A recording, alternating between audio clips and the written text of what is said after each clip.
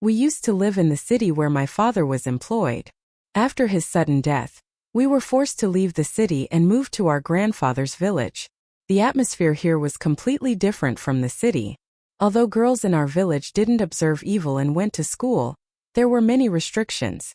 Girls couldn't go anywhere freely or talk openly with anyone. We weren't even allowed to go shopping in the village market. Whatever we needed would be brought home for us. After moving here, I learned that my father had fixed my engagement with Romeo, my uncle's son. I had never seen Romeo before because he didn't live in the village. My uncle worked for the railways in the city, so Romeo lived there too. I heard he occasionally visited during holidays. This time when vacations came, he visited. Naturally, since we shared the same grandfather, we lived in the same house. When I first saw Romeo, he was a handsome, cheerful, and lively young man. But when someone introduced us, he turned his face away. I felt deeply insulted but couldn't understand why. What complaint could he possibly have against me when this was our first meeting? Later, my Aunt Fuppy revealed the truth. Actually, Romeo's parents had told him you were his fiancée. When he saw you, you didn't make a strong first impression on him. So he expressed his dislike. He even declared at home that he would never marry an ordinary-looking, simple girl like Juliet.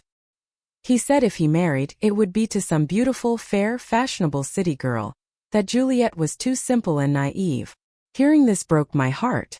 I wasn't in love with Romeo, but to be rejected just because I was dark-skinned and simple? Who did he think he was? Just because he lived in the city and dressed differently, he thought he was some Prince Charming? I vowed to myself, if Romeo insults me again, I'll make him regret it. Time passed. I progressed from 8th to 10th grade. During this period, Romeo visited only once or twice, showing no interest in me. I, too, considered interacting with him unnecessary. If someone doesn't need me, why should they matter to me? After matriculation, I stayed home, as there was no college for girls in our village. I often regretted that if my father were alive, I'd still be in the city, pursuing higher education. During summer vacations, my uncle's family visited from the city, including Romeo, who was now in his final year of B.Sc. He had become even more handsome and sophisticated. While he was friendly with everyone, he completely ignored me, treating me like I had some contagious disease. Around this time, marriage discussions resumed. My grandfather pressured my uncle. Juliet is now of marriageable age. Take her as your daughter-in-law. This engagement had happened according to his wishes, and he wanted it fulfilled soon. My aunt shared that Romeo was reluctant, still insisting he'd marry some beautiful city girl, which worried both my uncle and aunt. But my grandfather firmly ordered that the wedding must happen this summer. This angered me deeply. Who did he think he was? If not for my grandfather's love and respect, I would have refused outright.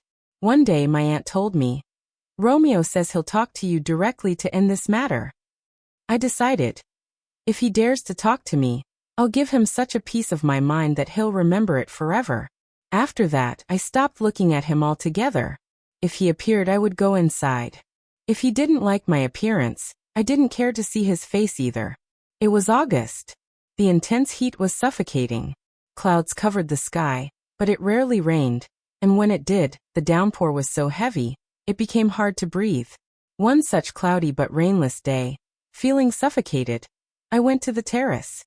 Here was a room on our terrace. Unbeknownst to me, Romeo was inside. Perhaps he saw me coming or heard my footsteps. Suddenly he called out, Juliet.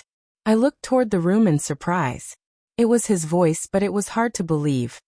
He who wouldn't even talk to me was calling me. I thought I must be hearing things. He called again. It's me, Romeo. Juliet, come inside for a moment. I need to talk to you about something important. I stopped at the door. What is it? Say it from there. He replied, Not here, come inside. It's very important. I firmly said, Romeo, I can't come inside. Say what you have to say from there. Hearing this, he came to the door, grabbed my arm, and tried to forcibly pull me inside. This action made my anger reach its peak. All the complaints, frustrations, and hatred I had suppressed in my heart came rushing out. In a moment of uncontrollable anger, I slapped him hard across the face. He clearly hadn't expected such behavior from me. He was stunned, as if seeing stars in daylight. Before he could say anything, I quickly went downstairs and locked myself in my room, crying. The next morning, my uncle and aunt came to my grandfather and said, "Romeo has agreed to marry Juliet. Please fix the wedding date." Last night, he himself said yes, he will marry Juliet. Hearing this, my aunt and I were shocked. I couldn't believe my ears. I thought, has Romeo gone mad? Or is he marrying me to take revenge for that slap? My heart sank, thinking how he might take revenge after marriage. With fear and trepidation, the wedding day arrived. I was dressed as a bride and given to Romeo. But he repaid that slap with love. He told me, "You slapped me for no reason, crazy girl. That day I was calling you because you always avoided me. And I wanted to discuss our marriage with you. The way I love you, no one in the world has ever loved anyone like this. I used to look for excuses just to see my fiancé. I could never even think of leaving you. I kept my distance only so you would think well of me. And when I told the family I wouldn't marry Juliet, that was just to tease and annoy you. You took it seriously. I don't know what Romeo's true nature really is. He must be telling the truth. But today, I feel ashamed before Romeo for slapping him. Even now, he sometimes reminds me, 'Juliet, you're the one who slapped me.' And I lower my eyes in embarrassment. Friends, this was the story of Romeo and Juliet. I hope you liked it. Please share your thoughts in the comments. Many thanks for all your love and support.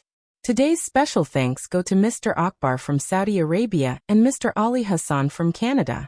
If you haven't subscribed to our channel yet, please do so now. Many listeners enjoy our stories without subscribing, but your subscriptions motivate us to create more good content. Until next time with a new and interesting story,